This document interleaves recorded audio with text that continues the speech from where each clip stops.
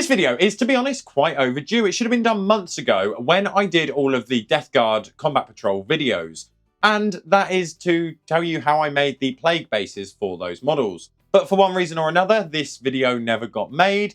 And now one of you in the community has kindly asked to let me know how I made it. So what I've decided to do is spend a little bit of time putting a little bit more thought into the process of the bases.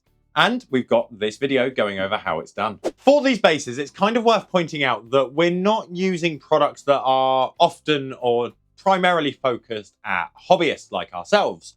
What we're actually using are a combination of art materials. So we've got some glass bead texture gel and some general texture gel. And essentially what these are is acrylic medium in various different forms that are generally used on things like canvas as opposed to bases and miniatures. We are going to cover a couple of options for this basing style. First, we have the nice and simple, pure plague base. For this, we want to take our glass bead gel and apply a layer of this across the top of the base. Most of the thin areas of gel will evaporate, securely mounting lots and lots of small glass beads to the base. Then we have base number 2, and this one is much the same, except we're going to be aiming for a growing infection. This can be achieved by applying our glass bead gel over half of the base, while we come in with the structure gel on the other half, using this to represent the mud or general ground. Naturally, if we're doing a half and half base, we don't have to just use mud as we are here. That's nice and simple for the tutorial. But for example, if you'd rather do a forest or city style base and have infection creeping through that, you can do it in exactly the same way. Just build half of the base with the plague elements on it. The idea that we're going for is that the plague has kind of sunk down, depressed and contaminated everything.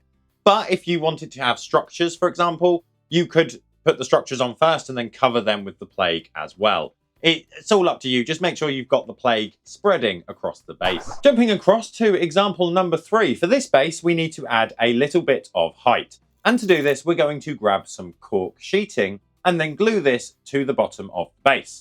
From here, we can add a few additional details, such as a pipe.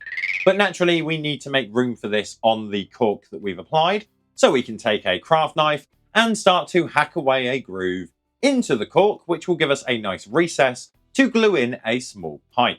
Then we want to make it look like the pipe is actually coming out of somewhere and not just loose on the base. And we can achieve that by taking another layer of cork, this time covering half of the base, making sure to encompass the end of the pipe.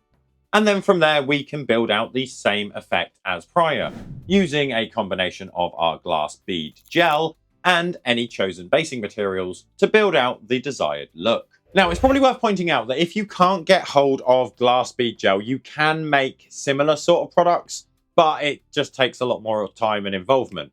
So the things that kind of come to mind most of all is if you can't get hold of small glass balls to put in PVA, which is essentially what this is, you could make small green stuff balls, mix in some wood glue or PVA into that and use it in a very similar way. But naturally, you're going to have to sit there and make hundreds and thousands of tiny, tiny small balls. So potentially just ordering something like this off the internet, or if you have lots of micro glass balls, make it yourself. Otherwise, the only real way I can think of doing this would be to use something like green stuff or milliput and actually sculpt all of the pustules onto the base, which might be more suited for something like characters, where you want to have those additional details and maybe some more stress and wear, versus something like Poxwalkers, where you've got 60 of them, in which case something like this comes in very, very handy. Kicking off the brushwork, we can paint the normal earth sections first. In these examples, that is mud, so we can grab a brown contrast and use this to cover all of the muddy areas. Generally, in this video, we're not focusing on the dirt or accessory side of the basing, but we will cover it slightly. With the dirt done, we can move across and start on the pestilence. Here, we want to apply a contrast as well. This time, we're opting for a bright yellow.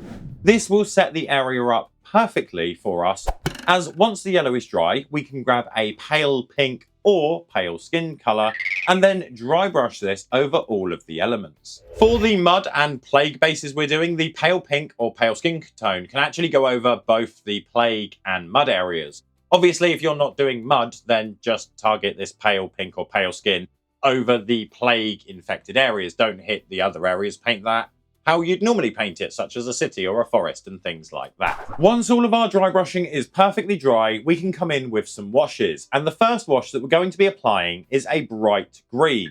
And this can be applied over all of the plague areas. This will nicely sit into the recesses, shifting our yellow into a more Nurgle-ish green. Though the raised balls will tend to take on less colour, giving them a slightly yellower, paler tone. While this dries, we can also finish off the dirt with a wash.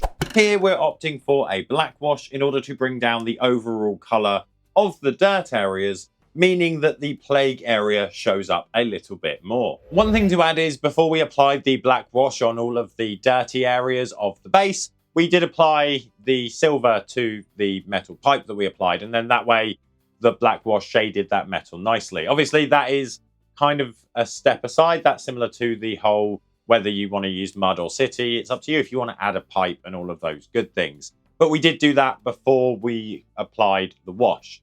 And for majority of the models, say things like Poxwalkers, where you're going to have 60 of them, any of the ones that we've done to this standard would probably be perfectly fine for you. However, if you want to push it a little bit further, we've got some more steps for you. If, however, you want to push the bases a little bit more, you can follow us along as we grab a pale pussy yellow. And we want to use this to apply a dot of colour in the centre of nearly all of the glass balls. These are meant to feel like the ground is gaining spots and is becoming corrupt and full of disease. If we want to go a little further still, we can actually grab something like a red wash and apply small sections and spots of this across the plague areas, giving us that worn, ragged skin feeling as well. Though do remember that if we're going to be doing that, we need to come back in with our pale yellow in order to redot all of the centres of the pustules so that they have that nice pus-filled look. From there, it's just really a couple of finishing touches. So where we've got the pipe coming out of the dirt, we naturally need water or something coming out of the pipe. So we can take something like Yoo-hoo glue or water effect, mix a bit of green in, and then use that to make a slimy, gooey looking puddle. However, if you're not doing, as I said, a mud base, then that's all superfluous and you can still use the rest of the basing that we've used with any other style. And obviously, if you want videos on this effect with a city style, let me know and I can try and see if I can do those as well. Just bear in mind, there may be a bit of a delay. So this is how all of those bases came out in the final examples. It took about an hour and a half overall to get them all painted. The longest point was actually waiting for the base construction to dry because these structure gels and things don't dry incredibly quickly. So I had to put them in the airing cupboard just to speed everything up a little bit. But overall, you could quite easily pump out a large amount of these over a short period of time. The bases that are entirely pustules could be really useful for things like Poxwalkers, where you could potentially have 60, 80 or 100 of them in your army. You want something that you can make quickly and still look infected.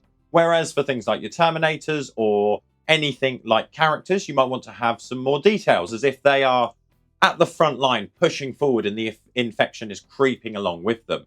The world is your oyster, to be honest, in how you want to do that. Now, obviously, as I said, this is what I use for my Death Guard, and I painted up the Poxwalkers in a very quick and efficient scheme that goes really well with these bases. So if you want to see how we did that, check it out here. Otherwise, do remember to subscribe so that we can see you next time.